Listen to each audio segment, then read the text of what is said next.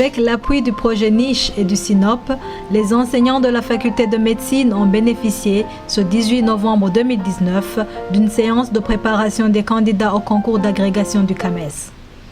Le professeur Edouard Ngoumilama de l'Université des sciences de la santé de Libreville au Gabon et qui est expert du CAMES nous parle des travaux de la journée.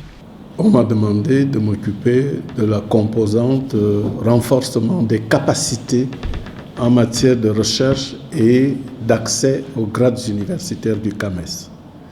Voilà donc dans quelle optique que je travaille. Et présentement, la mission a pour objectif de faire le bilan de l'accès aux grades des enseignants burundais au dernier CAMES, au dernier CTS, Comité technique spécialisé du CAMES, qui se sont tenus à Bangui, de faire le bilan de nos résultats que nous avons eus avec l'équipe burundaise et qui sont bons parce que nous avons eu 6 enseignants sur 6 inscrits à la LAVMA, c'est-à-dire à la liste d'aptitude aux fonctions de maître assistant. C'est le premier grade du CAMES. C'est-à-dire que désormais, c'est des enseignants qui sont visibles et qui sont reconnus dans l'espace CAMES. Et donc nous avons tiré les leçons de ce succès en termes de force et en termes de faiblesse. Nous les avons analysés ensemble pour que ça serve aux générations à venir, parce qu'il y aura d'autres générations qui voudront avoir accès à ce grade universitaire. Après avoir tiré les leçons de cela, nous sommes passés à l'étape de prévoir la suite de leur route. Et la suite de leur route, c'est une feuille de route sur la possibilité qui se présente au concours d'agrégation à l'échéance de 2022.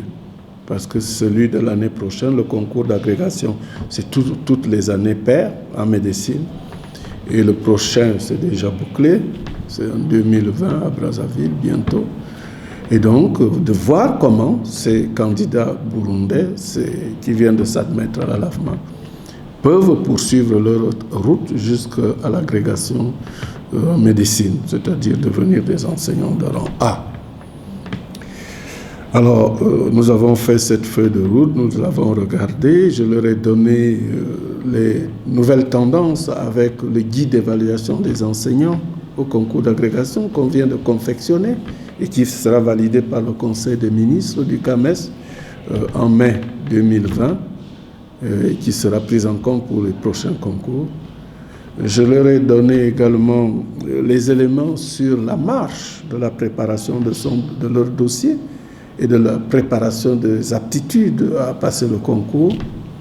Et enfin, on a été jusqu'à estimer éventuellement les coûts financiers y afférents, parce que le concours prend des moyens et nous avons la chance, dans le cas du Burundi, que le projet SINOP prend en partie pas mal de contributions financières pour permettre à ces enseignants d'avancer.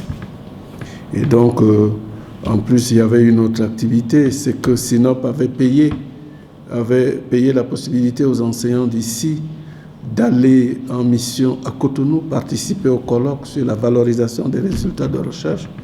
Et donc, nous avons également là fait le retour aux autres enseignants qui ne sont pas partis, puisque ces 2 enseignants avec qui j'étais parti là-bas, il fallait faire le retour pour que tout le monde en bénéficie, pour que tout le monde ait le même niveau d'information au niveau de la faculté.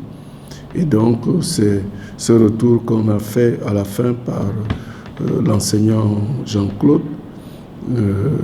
Et puis, on a eu un échange très riche, très enrichissant sur ces problématiques de recherche. Et puisque SINOPS finance en ce moment des situations de recherche, des projets de recherche au niveau de la faculté de médecine. Et donc, nous avons voulu que dans ce processus de recherche, que les porteurs de projets et l'ensemble des enseignants sachent ce que c'est que la valorisation des travaux de recherche. Voilà un peu ce que nous avons ce matin. Valorisation des travaux de recherche, on peut considérer dans plusieurs espaces.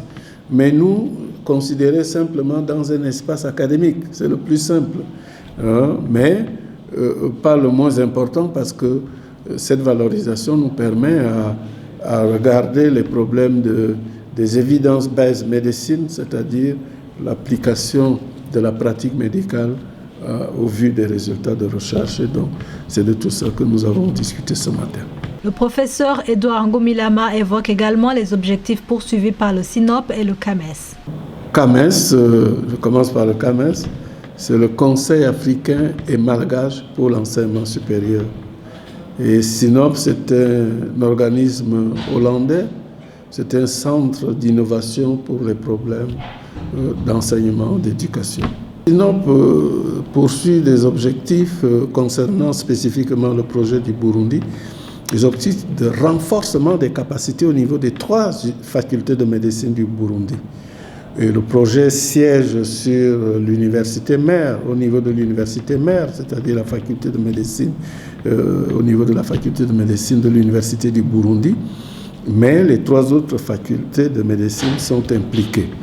Et dont les objectifs, c'est le renforcement des capacités à tous les niveaux, que ce soit au niveau de la capacité de recherche pour que les enseignants puissent accéder aux grades universitaires, que ce soit également au niveau de la refonte, de la valorisation des curricula avec la méthode PBS, c'est-à-dire de fonder l'apprentissage des étudiants sur les problèmes réels de la société burundaise. Donc voilà en quelque sorte. Et le renforcement des capacités va également à l'équipement des structures.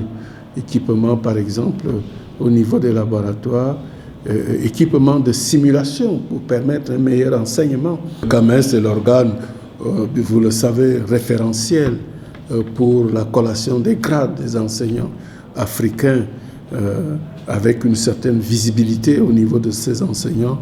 Et il y a 19 pays membres du CAMES, dont le Burundi.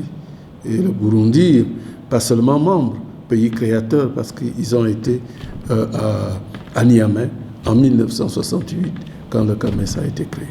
Il précise aussi les conditions d'éligibilité au concours d'agrégation du CAMES, ainsi que les juges des candidats.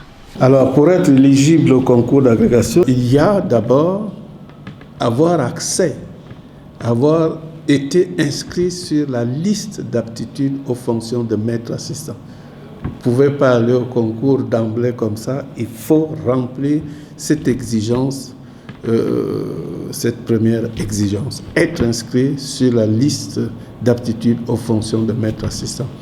Ça permet aux enseignants de maturer et de se donner le maximum de chances lorsqu'ils vont affronter le concours d'agrégation. Les juges, on juge par les pairs ici. Vous savez, ça a été de transférer la capacité de jugement des enseignants africains en Afrique. Parce qu'avant, ça se faisait en France.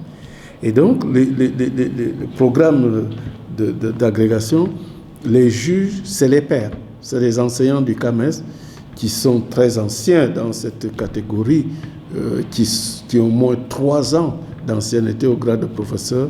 C'est eux qui constituent les jurys du concours d'agrégation. Le professeur a terminé en félicitant la faculté de médecine pour sa participation massive au concours. Je voudrais vraiment me réjouir des résultats qu'on vient d'avoir au niveau de l'université, de la faculté de médecine du Burundi. 6 sur 6, 100%. Et moi, je suis tout heureux de cet accompagnement que je fais. Je suis tout heureux pour ces enseignants qui y ont cru, qui ont eu un peu d'amour propre et du don de soi, dans des contextes pas toujours évidents, mais qui ont fait ce travail-là. Et je voudrais remercier les autorités universitaires d'ici pour cette symbiose avec le projet SINOP, avec la vision du CAMES, le doyen, le recteur, pour permettre ces résultats.